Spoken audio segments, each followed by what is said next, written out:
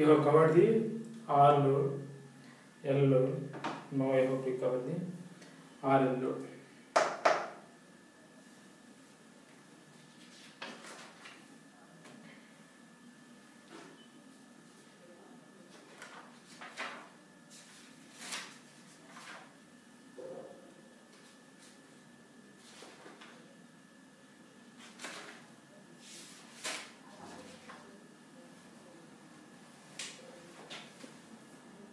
RL load.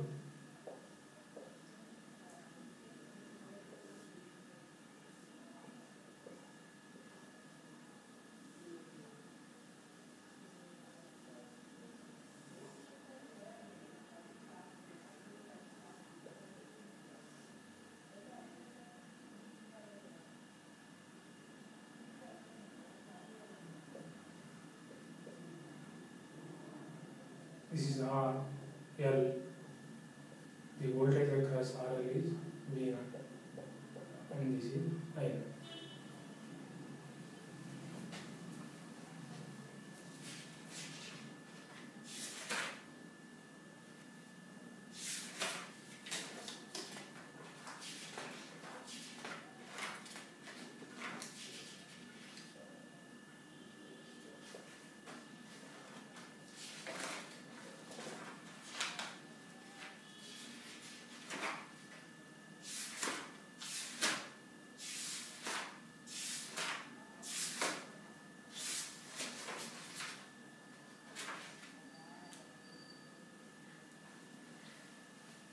Now we will look at the waveforms.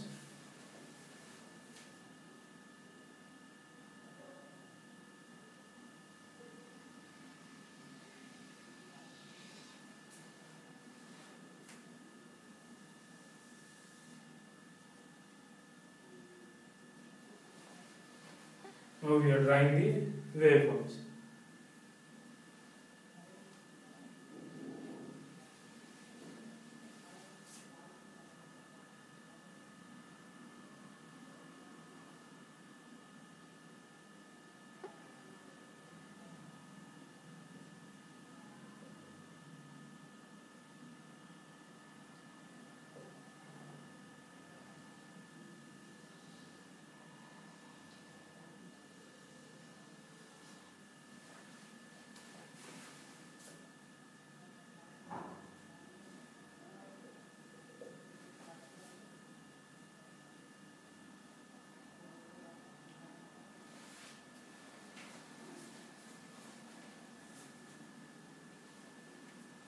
Now the concept remains same. Assume that Ig is 0. I have not fired the SCR. This is the initial condition. Then we will see what happens. Initially assume that the circuit is just connected. The SCR is not fired at all. Okay? So no current flowing in the circuit. Now if I apply this kind of waveform, to this circuit with zero initial conditions, we will see what happens. The thyristor is forward biased here and it is reverse biased here. I am not applying the gate signal. Mind. Okay, mind my words. I am not applying the gate signal.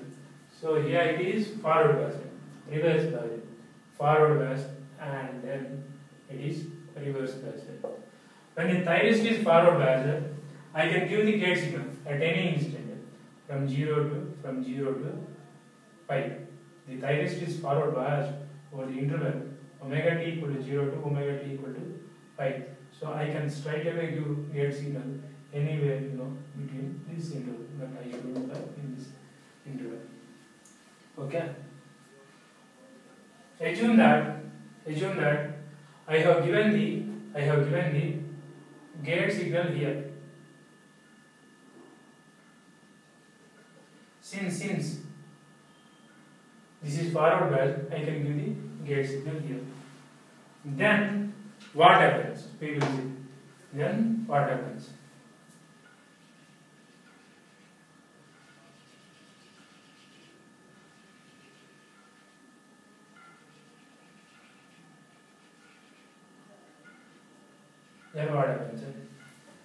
the moment when I give the gate signal, assuming it is forward bias, whatever, this acts as a short. So at omega t greater than alpha, if omega t equal to alpha, I have fired this here. So just after firing, just after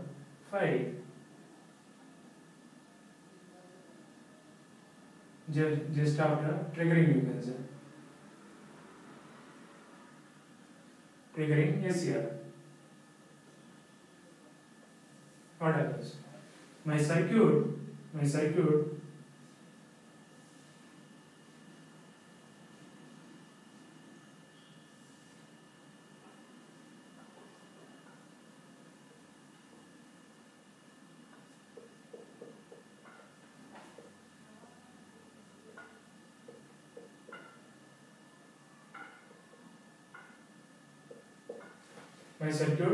looks like this.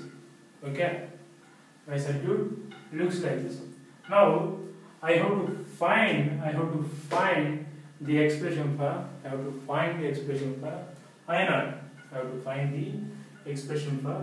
I0. So in this circuit, what happens? I have the transients. Okay, so the I0 of t is nothing but sum of the steady state current and the transient current, because I0 is the total current. Okay, so it has the sum of steady state current and the transient current. So I0 for 0 less than or equal to omega t less than or equal to alpha, for 0 less than or equal to omega t less than or equal to alpha, I0 of t is 0. Next, for omega t greater than or equal to alpha, for omega t greater than or equal to alpha, I0 of t, we have to find.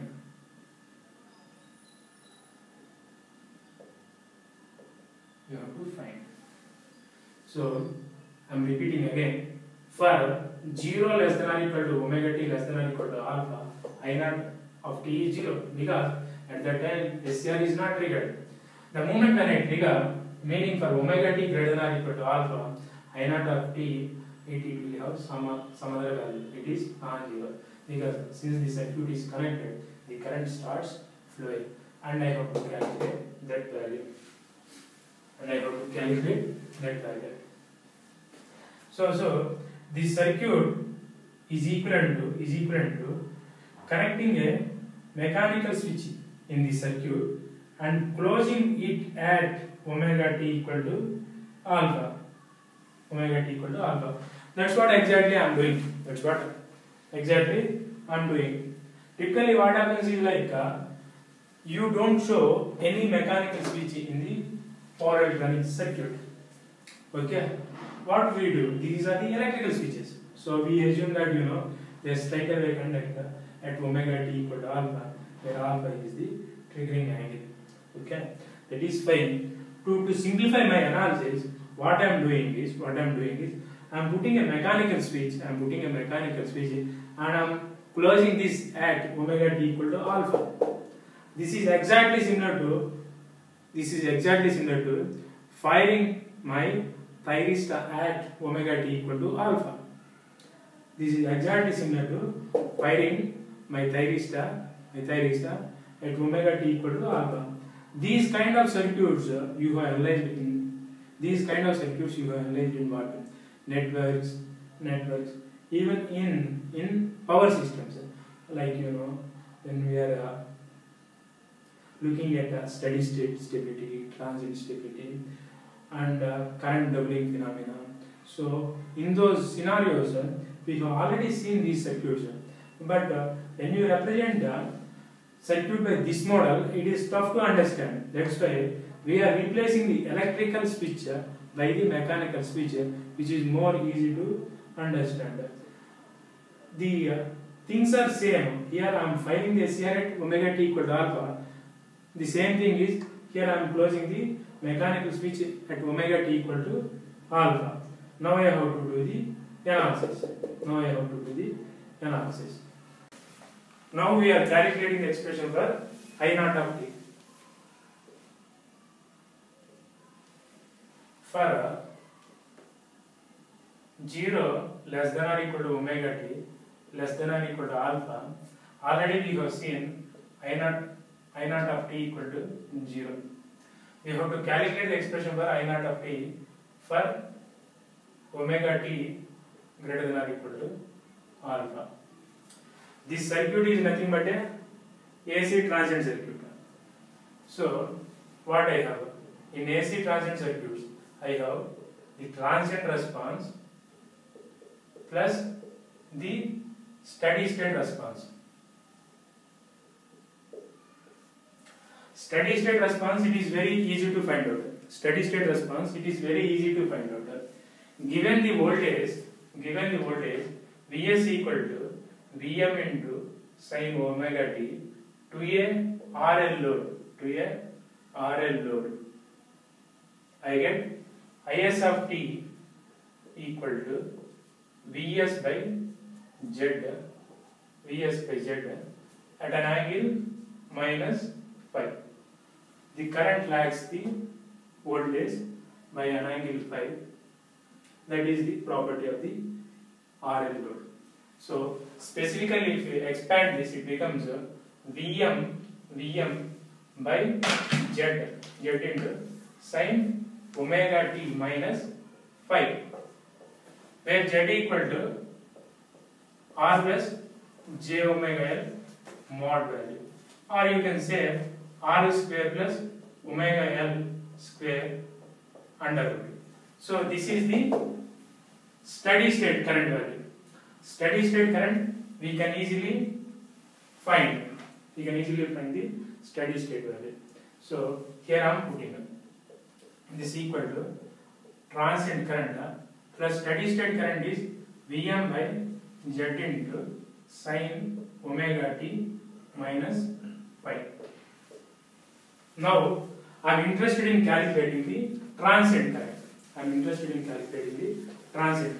The moment I calculate the transient current, already I have found the steady state current. So the sum of these two gives me the total current, that is I naught of t. So now I am writing the expression for transient current. This is a RL circuit. So it will have transient response. The transient response is of the form e to the power of minus t by tau, where tau is nothing but L by R, that is the time constant of the circuit, and this is associated with some constant. This constant we have to find depending upon the initial condition. Here the initial condition is the initial current is 0, meaning I naught of t at omega t equal to alpha, it is 0. So now I am putting it of t, that is nothing but a into e to the power of minus t by tau. Here I have to add some term that I will tell you, plus Vm by Z into sin omega t minus phi. This is very well written because here this reference is taken with respect to the voltage. It is already taken care. But here the reference time is omega t equal to alpha, or from t equal to alpha by omega. This is my reference time.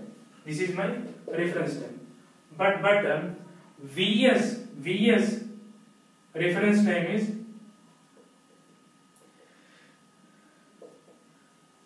is t equal to 0.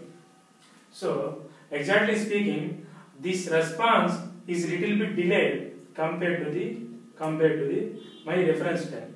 The reference time is taken with respect to the supply voltage, which is Vs. Again I am telling you, the total current consists of two parts. One is the transient current and the steady state current. this steady state current calculation is very easy. Given the supply voltage to RL load, I can straight away write the steady state current. That is voltage divided by impedance, and the current lags the voltage by the phase angle. That is how I can write the steady state current. So that I am straight away substituting. And now I am coming to the transient current. Transient current, it will have the response of the type e to the power of minus t by tau, where tau is the time constant of the circuit, which is L by R. And obviously this will associate with some constant. This we will find depending upon the given initial condition. The same thing I have substituted here. Okay, the same thing I have substituted here. As far as this steady state current is concerned, everything is taken care. But as far as this transient current is considered, the transients are starting at omega t equal to alpha.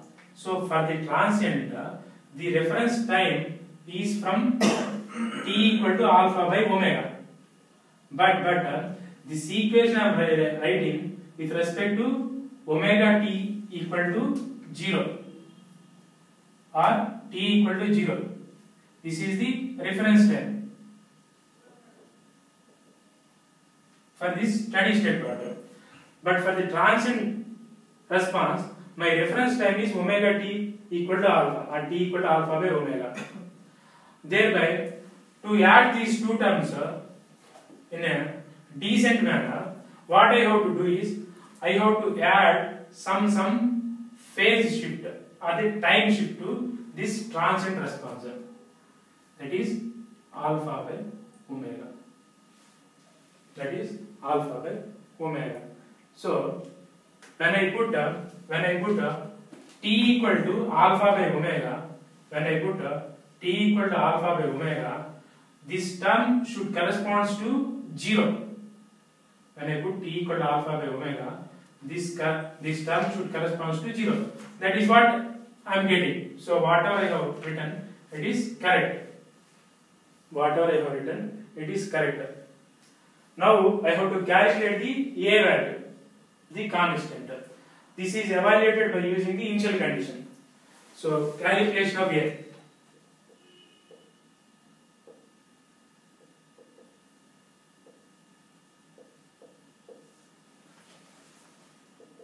I0 of t at t equal to alpha by omega is 0. So putting t equal to alpha by omega, this I get it as 0 equal to A into, when I put t equal to alpha by omega, this is 1 plus this entire thing I have to write Vm by Z into sin alpha minus phi. So this straight away gives me the value of A minus Vm by Z into sin alpha minus phi. So up to now we have not calculated. Okay, at this point A is unknown. Now we have calculated the A value. If we substitute A value here, we will get the total current. So after substituting A in the above expression, I get I0 of t equal to, I am writing this term as the first term because here I am getting negative. Here already positive term is there. So this positive I am bringing first term. So Vm by Z into sin omega t minus phi minus A value is Vm by Z into sin alpha minus phi into e to the power of minus t minus alpha by omega by tau. Where tau is L by R, and phi, that is the phase angle, that is tan inverse omega L by R. This is the phase angle of the load. So this is the expression for the current in this circuit. This is the expression for the current for the given circuit once the SCR is filed. So this is valid for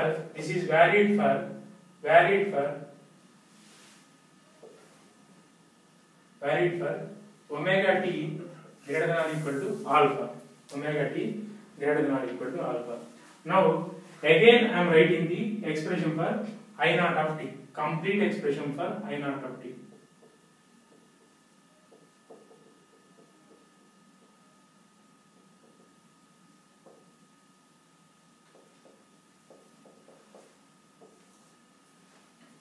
I naught of t equal to 0 for 0 less than or equal to omega t less than or equal to alpha, and this equal to Vm by z into sin omega t minus phi minus Vm by z into sin alpha minus phi into e to the power of minus t minus alpha by omega by tau for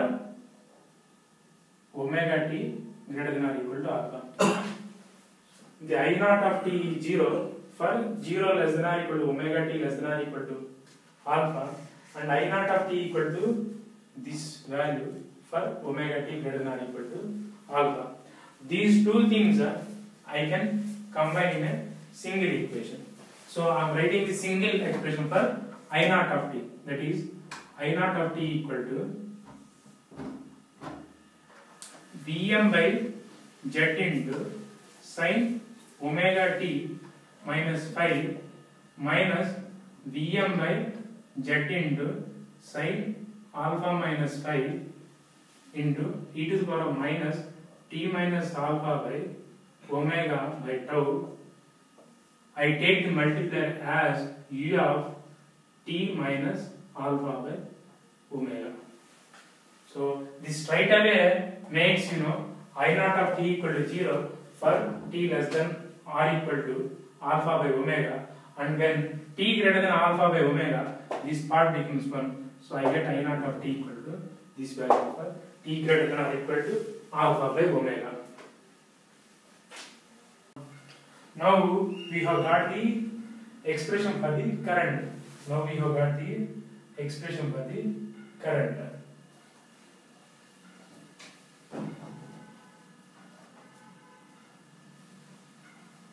Now we have got the expression for the current. We have to draw both the transient and the steady state part. Both the transient and the steady state part. First, I will draw the steady state part. Let us suppose this is my phi. This is my phi. So the current lags the voltage by phi. Phi could be here. Okay. And this is a sine wave.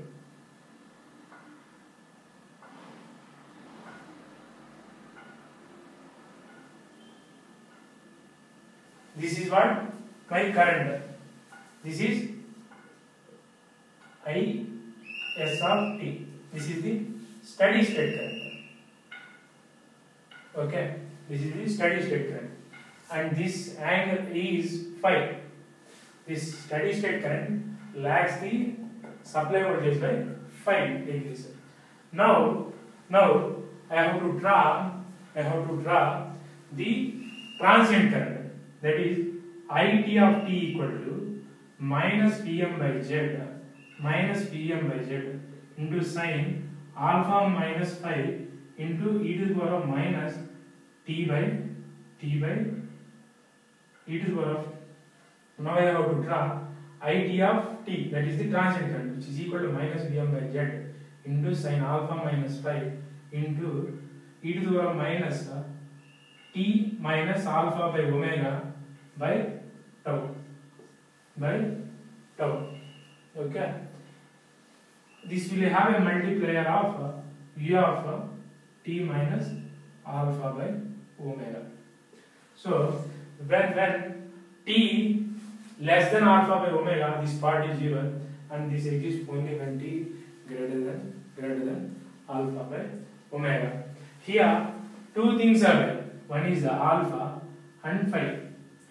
Again two things will exist. Either alpha greater than phi, alpha less than phi, or it could be alpha equal to phi. So we are taking only one case. We are assuming alpha greater than phi.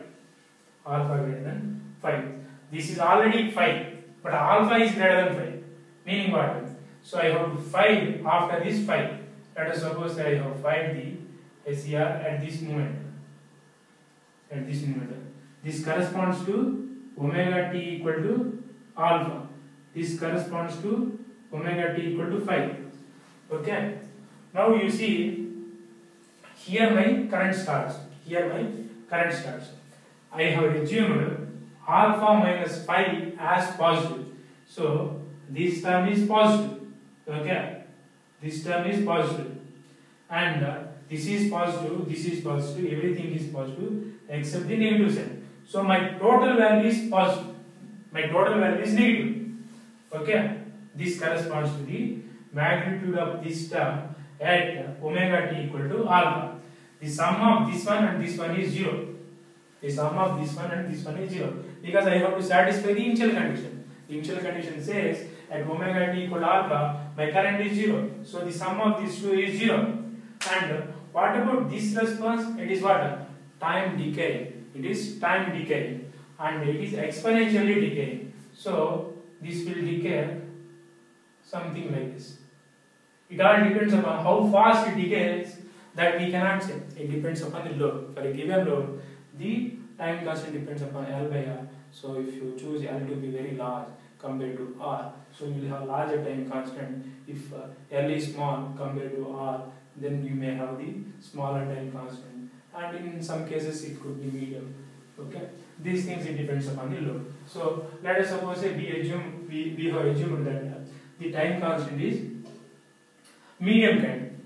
If it is time constant is more, it will take part of time. If the time constant is very less, it will damp very fast. But here we have assumed medium. So that is a reasonable assumption. So this is what? Transient current. The sum of these two currents are, that is the steady state current and the transient current, gives me the total current. Now I will add this current and this current on this waveform itself. So on this waveform itself, the sum of these two, it is 0. Now you see, this is decaying, but this is rising. Initially, this intercept and this intercept, if you add, it is 0. Now this positive value has increased and the negative value has decreased. So what happens? Net is positive. So I will get something like this. Okay. Here, this exponential response, it is dying very fast. Okay. Within this time, it has died. So this affects the steady state current only in this region. Later it is 0. So later I get the steady state current. But here the steady state current is slightly deviated. Here it is more or less signed, but here it will have steep rise because initially it is 0 and then it is increasing. So it will have some steep rise. So this is the expression. This is the total current I naught of t. Total current.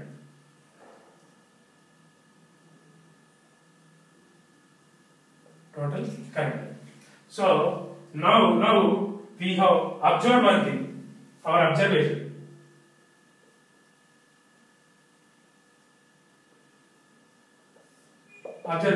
What is observation?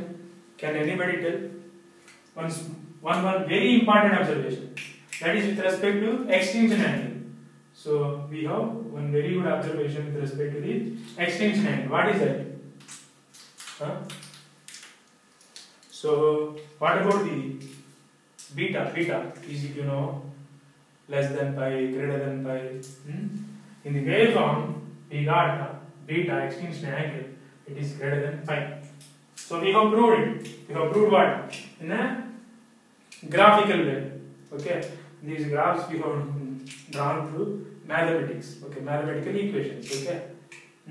So mathematical equations means analytical. So we have proved that beta greater than pi in an analytical way. Now we have proved beta greater than pi. Okay. Through waveforms. These waveforms we have drawn based on the mathematical equations. So in an analytical method we have proved beta greater than pi. So for RL load, beta is greater than pi. Beta can be greater than pi. It depends upon the load. Okay. Beta can be greater than pi.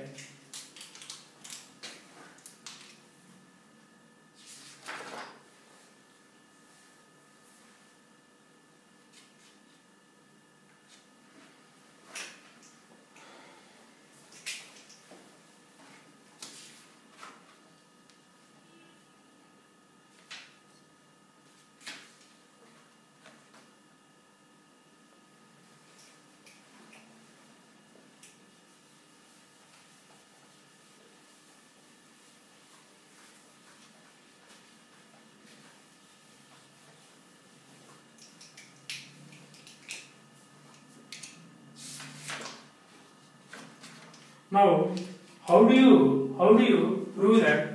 How do you prove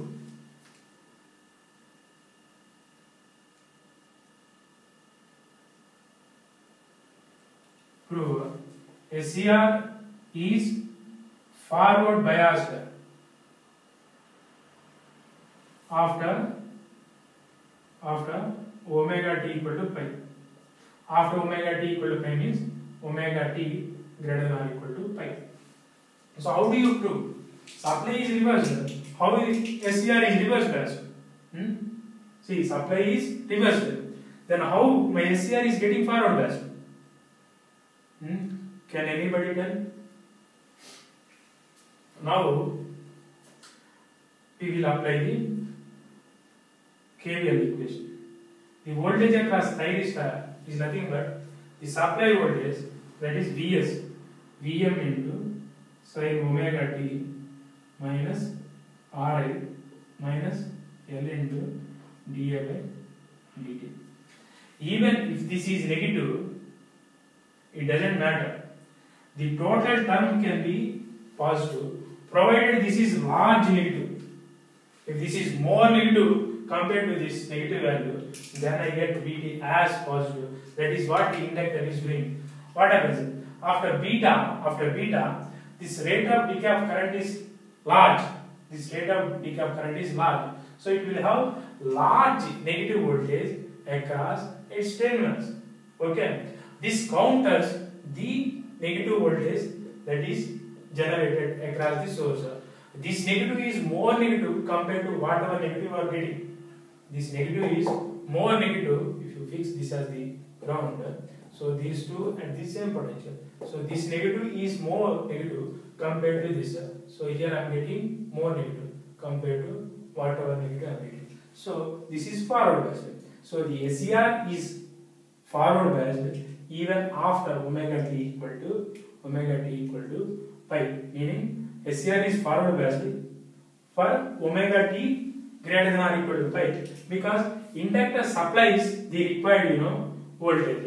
It counters the supply voltage. It produces voltage higher than the supply voltage, because the rate of decay of voltage across, because the rate of decay of current through the inductor is negative. So it will induce the negative voltage which will counter the already reversed supply voltage, and in turn it forward biases the thyristor.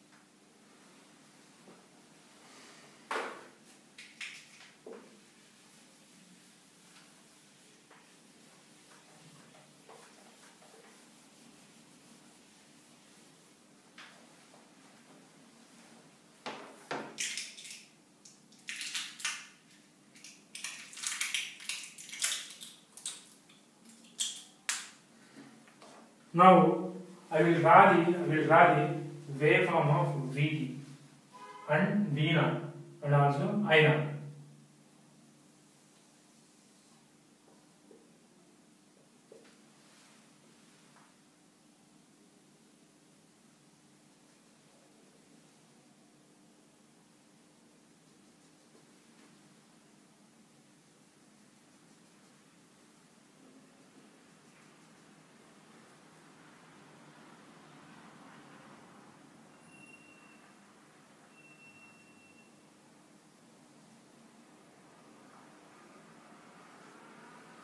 Okay. The current flows from omega t equal to alpha to omega t equal to beta. So my output voltage exists from omega t equal to alpha to omega t equal to beta. This is what my V0. This is what my V0.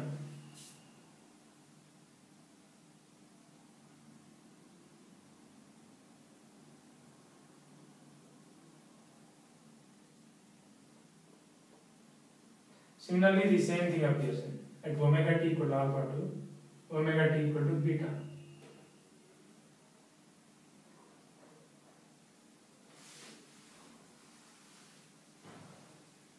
This is from omega t equal to alpha to omega t equal to beta. That is how the output voltage appears.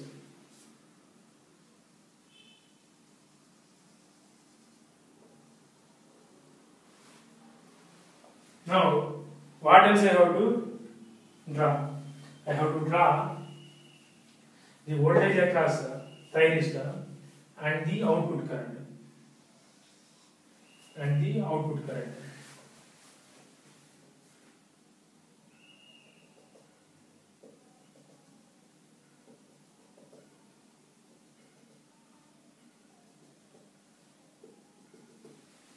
Now I am drawing the voltage across thyristor.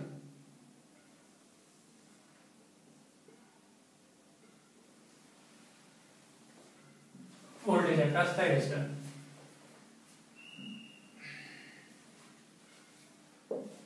For drawing the voltage across thyristor, again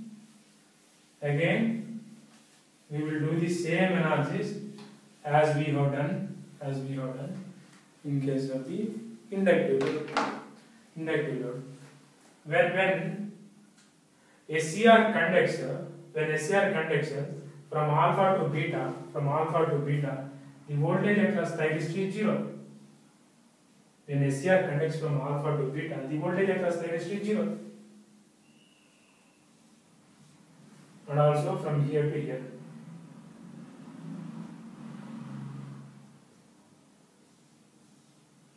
Okay. When SCR is not conducting, then the current is 0, V0 is 0, this Vt is simply Vs. So from 0 to alpha, my SCR is not conducting. So I get supply voltage. Similarly from beta to 2 pi and 2 pi to 2 pi plus alpha.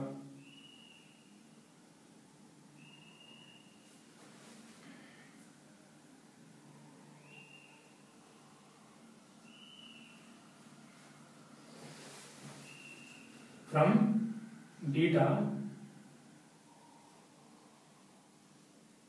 to 2 pi plus alpha.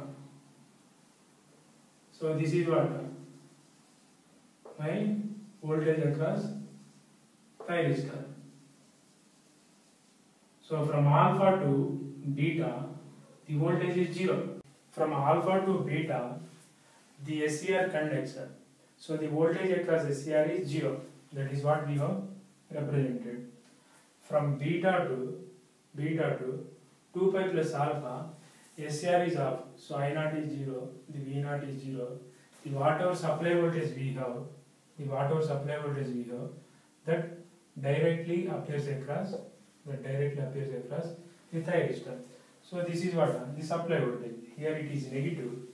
The same thing is coming in this cycle. It is positive. The same thing is coming.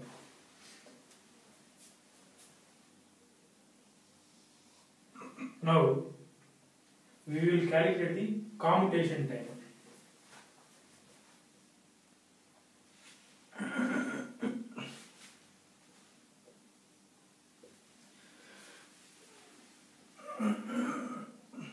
For calculating the commutation time, we have to see the Vt waveform.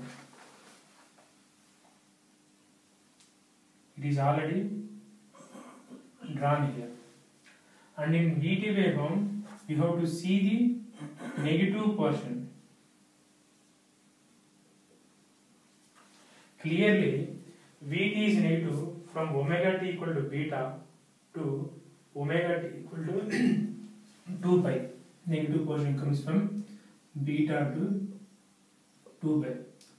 Meaning, for 2 pi minus beta interval, 2 pi is bigger and beta is smaller. So this corresponds to my Tc. But this is in degrees or the radians. But this is time. To check the dimensionality, we are multiplying with omega on Tc. That equal to 2 pi minus beta. Thereby Tc equal to, the commutation time is 2 pi minus beta by omega. That much seconds. So this is the expression for the commutation time. Here beta is greater than pi. So Tc is less than pi by omega. Tc is less than pi by omega.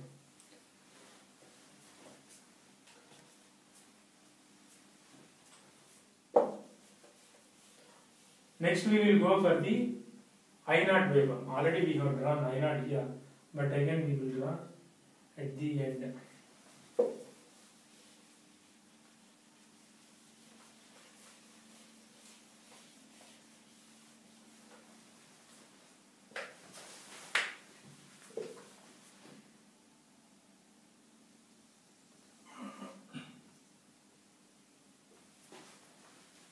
The I0 flows from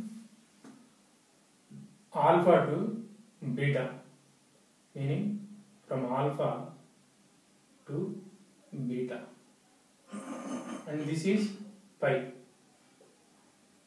And this waveform already we have drawn, but for clarification or for clarity, I am writing down separately.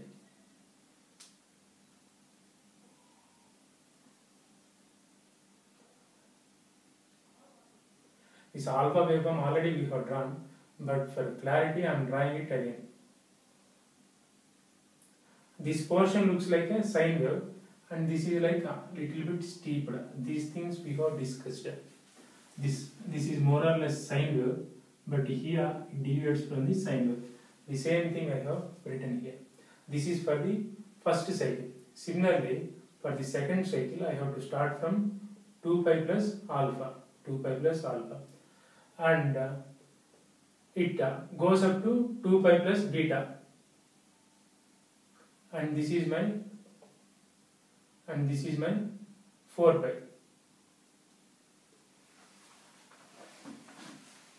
This is the waveform of I0. I0 is always positive. I0 is always positive.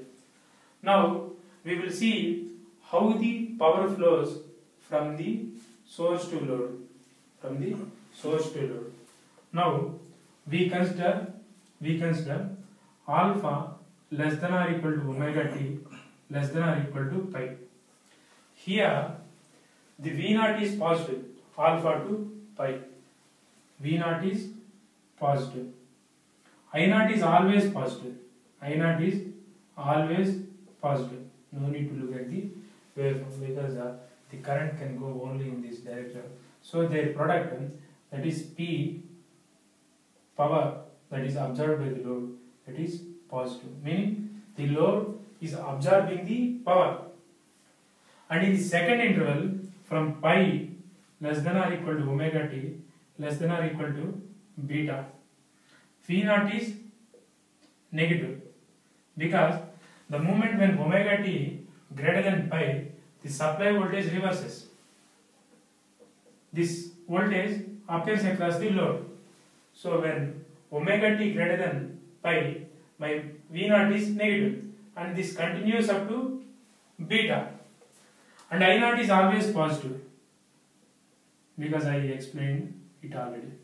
So power in the load is negative, meaning the product of V naught and I naught. This I say the power P1, and this I say the power P2. Net power delivered to load. Net power delivered to load.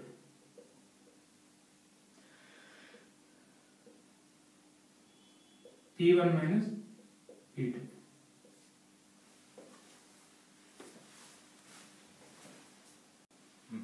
What does P1 as positive indicates?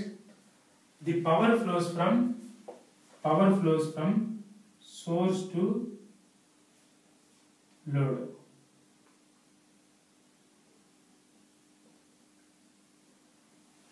Here P1, that is the power absorbed by the load, it is positive, meaning power flows from source to load.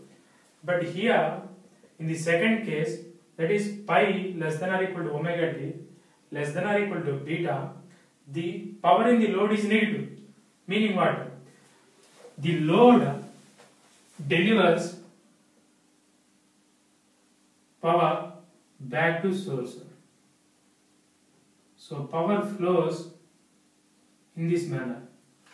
In the first case, alpha less than or equal to omega t less than or equal to pi, the power in the load is positive, meaning the load absorbs the power. The power flows from source to load.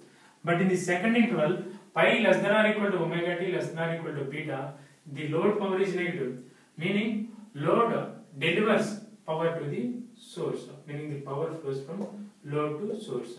Net power is the difference of these two, that is P1 minus P2. Now for RL load, we will derive the V naught DC value, V naught DC.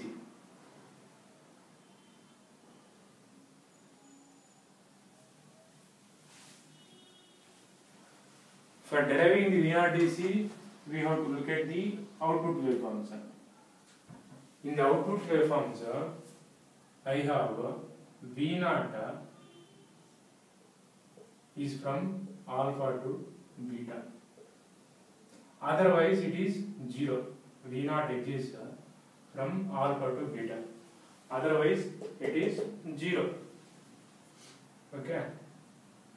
So what I do is, to calculate V naught DC, I integrate over the interval 2 pi, 0 to 2 pi, V naught d omega t. So this gives what? 1 by 2 pi, 0 to 2 pi V naught I am integrating. But V naught is 0 from 0 to alpha and beta to 2 pi. In between we have one more limit, that is alpha to beta. Here V naught is 0. Here also V naught is 0. Here V naught is non-zero. So only interval that I have to take is alpha to beta. So here integration comes from alpha to beta Vm sin omega t d omega t d omega t. Now you do the integration. What happens? Vm is a constant, it just comes out. So what I have is Vm by 2 pi, Vm by 2 pi. The integral of sine is cos, but with negative sign, and the limits you know from alpha to beta.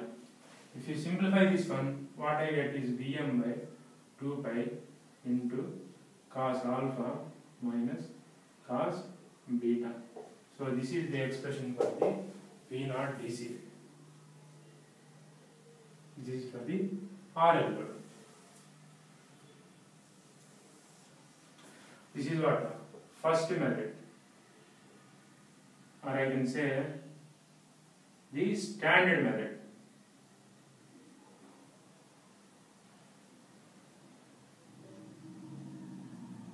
Now we will do from the generalized expression that we have seen for various loads like R, L load, and also.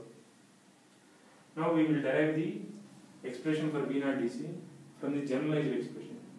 From generalized expression, we have derived the V0 DC value for R load and the inductive load. Similarly, we derive it for the RL load.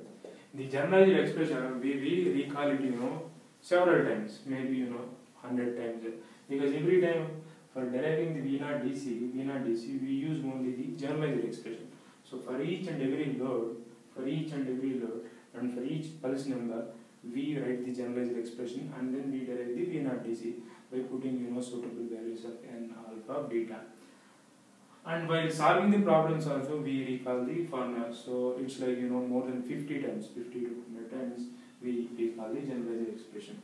And we every time we tell it in a logical way, because this is the crux of the phase control rectifier. So without this expression, you cannot do anything in the examination. Mostly, majority of the problems come on this formula only. So we recall the generalized expression. What is it says? V0 DC equal to n. This is the pulse number, and the maximum voltage, n into maximum voltage divided by 2 pi into cos alpha plus diode angle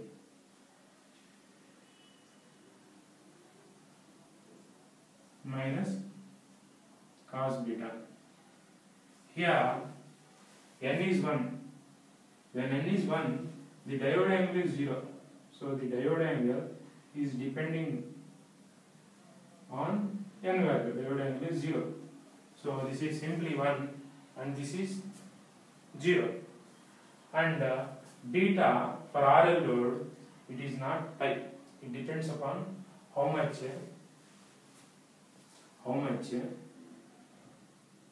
inductance I have. Depends on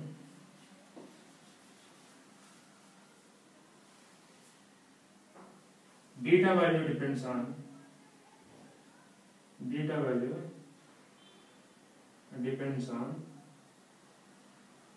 L by R of the load. It depends on the time constant of the load. This is time constant L by R. It depends on the time constant of the load. So if you substitute n equal to 1 and V max is Vm divided by 2 pi cos alpha minus cos beta. Here again we remove this 1, so it becomes Vm by 2 pi. This is the simplified one. Also we have removed cos alpha minus cos beta. Here firing angle you are giving, this is known, Vm is known, beta generally it is given in the problem. For RL load, beta is specified. For RL load or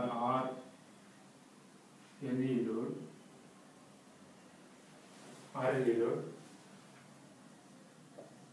beta is specified. Otherwise it becomes tedious to calculate the beta value. Generally beta value is given whenever I have RL load and RLE load. Alpha you are giving, beta is known, Vm everything is known. You can easily calculate the V0 DC. Now you compare V0 DC we have got with the V0 DC we have got through the direct method.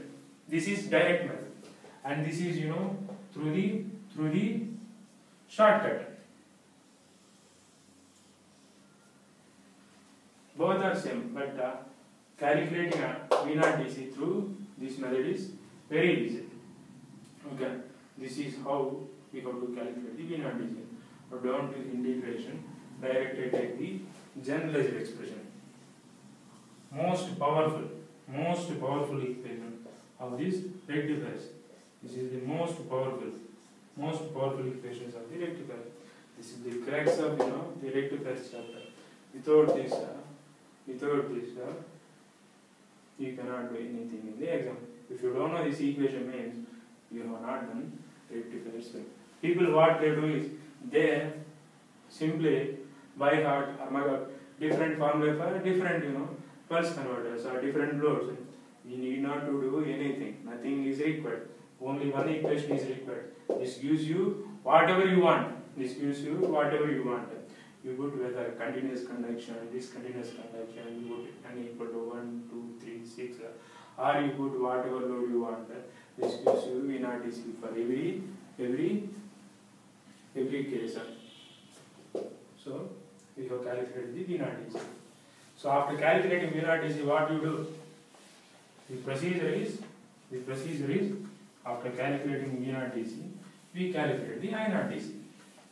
I naught DC generally not calculated in a direct method. Okay, we don't remember any expression for I naught DC. We calculate first V naught DC and then we go to I naught DC calculation, because that is the powerful procedure.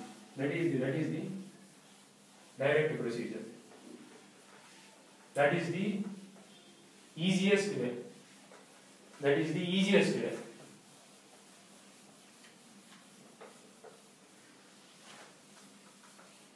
Now I am calculating I naught DC. So what kind of load I have? I have RL load. Okay. Here I have V naught DC and here I naught DC. What about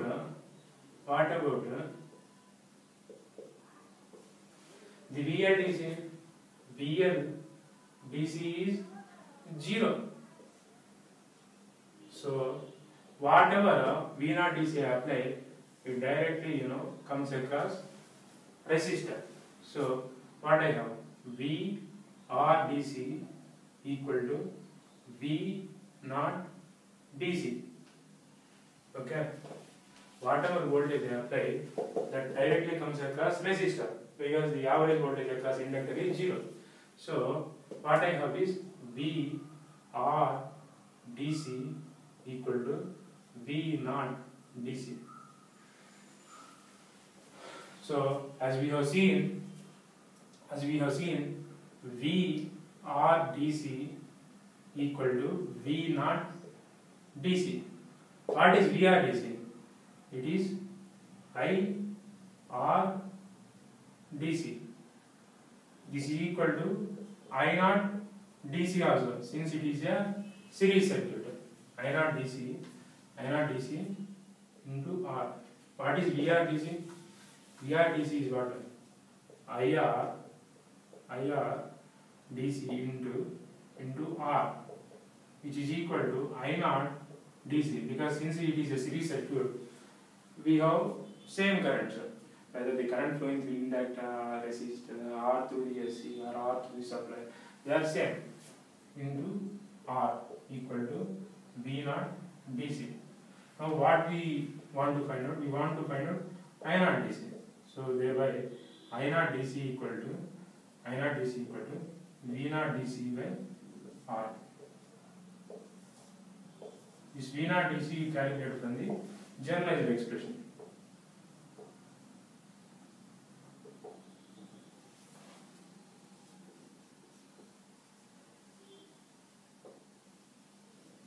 Procedure is first you calculate the V naught DC. And then you calculate I naught DC. Any load, any circuit, this is the procedure. You calculate the V naught DC and then you calculate I naught DC. So this is how we have to do it. Don't remember any expression for I naught DC. Only you remember the expression for V naught DC. After calculating V naught DC, you calculate the INRDC. After telling this repeatedly also, what people do is, if they have to calculate INRDC, they look for expression. What is the expression? They are unable to recall. Okay, because remembering so many expressions for so many cases, it is very tough. So after telling repeatedly also, they want to calculate INRDC directly. This is wrong. Okay, you first to calculate INRDC. This is the most important thing. You calculate INRDC first, and then you calculate INRDC. Okay, I am repeating you again and again because you have to focus more on this. Okay, after telling also, students do mistakes. That's why I'm putting more emphasis on this expression. Okay, this is the procedure. Okay, procedure you have to remember. So if you forget means you cannot calculate INRDC so easily. Okay, I'm telling you the easiest way. This is the easiest way.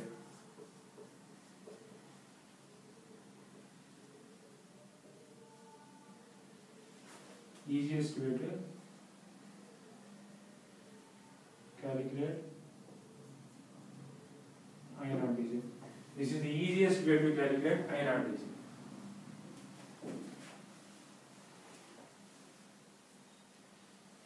Now we will calculate the V naught RMS.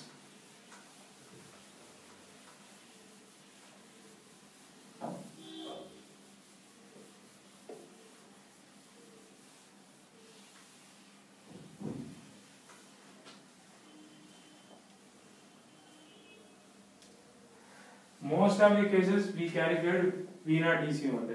The DC voltage. Once you know the DC voltage, we can easily calculate the I naught DC. Generally, this RMS, the voltage calculation, it won't come. 99% it is a DC voltage only. If RMS voltage we have to calculate means you directly go to the integration. That is better. So V naught RMS. We calculate the square of the value. 1 by 2 pi, this is the cycle interval, 0 to 2 pi, V naught d omega t. So 1 by 2 pi, this is from alpha to beta, Vm square sin square omega t d omega t. Okay, so it becomes what? Vm square by 2 pi integral alpha to beta. What is sin square? Sin square is nothing but 1 minus cos 2 omega t by 2 by 2. So if I integrate, what happens? Vm square by 4 pi, this 2 I am bringing it outside. Okay, this becomes what? Omega t minus sin integration is, minus cos integration is sin. So cos 2 omega t means if you integrate, I get sin 2 omega t by 2. Limits from alpha to beta. So what I get? Vm square by 4 pi into beta minus alpha minus sin 2 beta minus sin 2 alpha by 2. This is what? V naught square RMS. V naught RMS square. So if I want V naught RMS, I have to take square root of that. So Vm by 2 root pi into under root beta minus alpha minus sin 2 beta minus sin 2 alpha by 2. Okay, this is the expression. Now if I want to calculate I naught RMS, it is very complicated. I cannot calculate it from V naught RMS directly, because V naught contains DC, fundamental,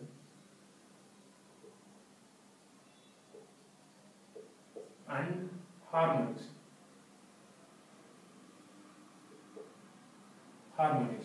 So I cannot use I naught RMS equal to V naught RMS by Z, because Z varies for the fundamental and harmonics, and also for DC only the resistance comes in. Okay, even if I want to use this V naught RMS for calculating I naught RMS, I have to resolve into Fourier series.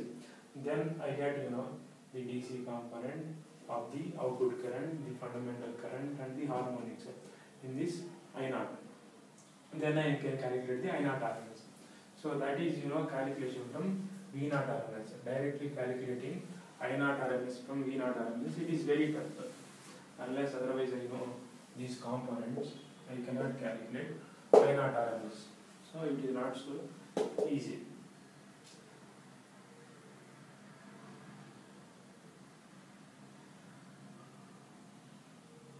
That's why generally I naught RMS won't be asked.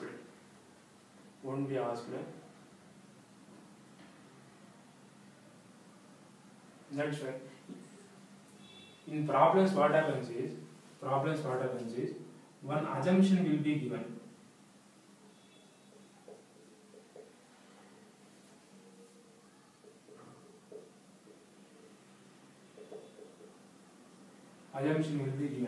That is I naught. This is instantaneous current.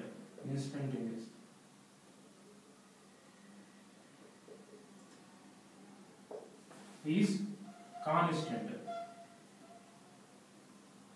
or he says it is ripple free.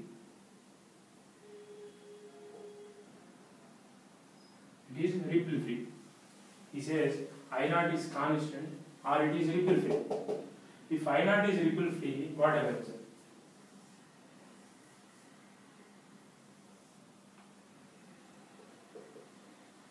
The I naught graph looks like this. The ripples will be very less. Then I naught, the instantaneous value, becomes the RMS value. Then the instantaneous value becomes the RMS value, and it also becomes the DC value, and also it becomes the peak value. So based on this expression, based on this assumption, we can calculate it. What happens is if the current is ripple free, we are seeing this much is the amplitude of I naught. Okay. But over and above this, the ripples are lesser. I can treat I naught to be more or less this value. Okay. If I calculate I naught RMS or I naught DC, or if I look at the peak value or I look at the instantaneous value, they look more or less same. So in that case I can calculate the I naught RMS. Otherwise it becomes very tough to calculate the I naught RMS for the inductive loads. This is the way to calculate I naught RMS for RL load.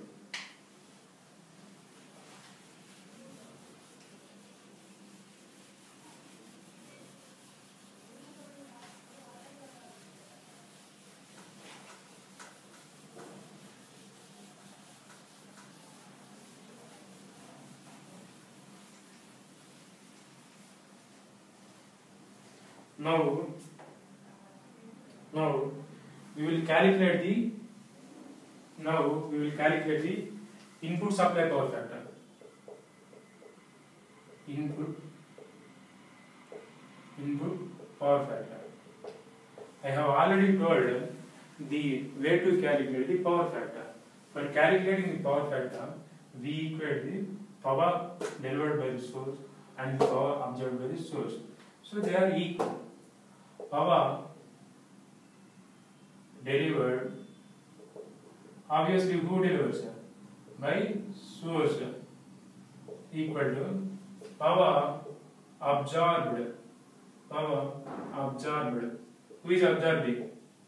In the load. Power delivered by source is Vs, Is, cos phi. These are the RMS values equal to the power absorbed by the load. I have what? The RL load.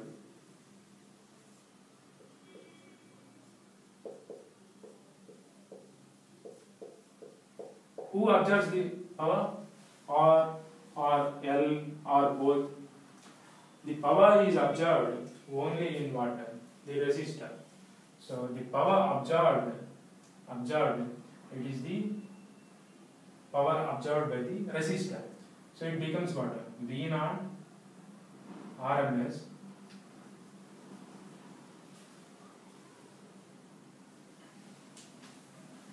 so the power absorbed by the load is power absorbed in the resistor.